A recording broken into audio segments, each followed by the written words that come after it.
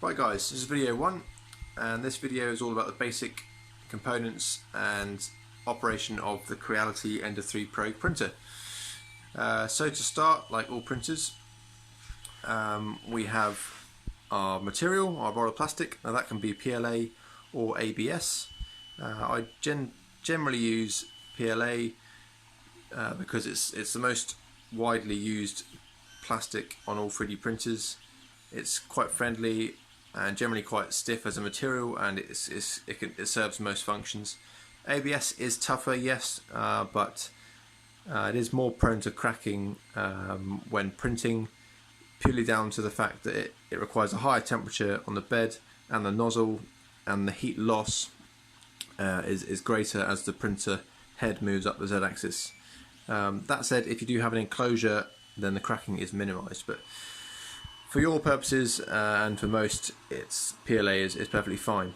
So that sits there on the reel. It then comes down and it feeds into one of the stepper motors on the printer.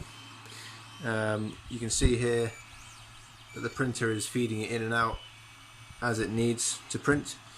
It then runs through this guide and into the head of the printer. So you might be able just to make out the nozzle under there. For PLA, that nozzle needs to be around 205 degrees centigrade. We've got a fan in there as well to help keep the nozzle at the right temperature. And that is essentially the process of the material coming from the reel to the part. Now with this printer, the bed moves forward and backwards in the X direction. The head moves along this beam in the Y direction, and it also moves up and down along these two rails via this threaded bar here for the Z direction. So it's a very simple construction. It's all operated via these stepper motors and pulley systems, and it plugs straight into a 120 volt power supply, which you can find anywhere, such as my kitchen. So what is really nice about this printer is its inter-user face. So it's not common on all printers, but it has a very big screen and a very nice dial to navigate through the menus. So I won't go through the menu in great detail in this video, but just to point out a few of the display outputs it has on the main screen. So up here you've got your temperature of the nozzle and the bed.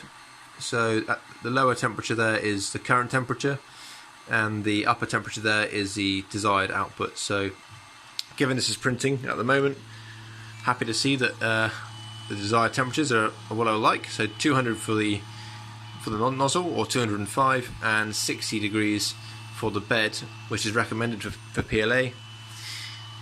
And below that you've got the X, Y and Z coordinates of the printer head. So its home is 000 in this corner, but it tracks it during the print, which is nice.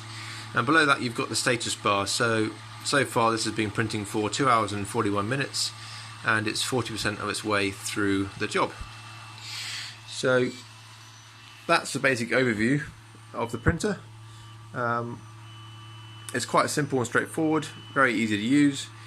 One last thing I will point out is the SD card slot. So that is here, and that is how we load our STL files onto the printer. I don't know where my USB stick is at the moment. Oh, here it is. So the SD card simply goes into the end of this USB, and that plugs into your laptop or PC where your ST file is stored. Now I'll do a separate video on the software for the 3D printer, but if you have any questions regarding assembling this, or if you're experiencing any troubles, then please give me a call.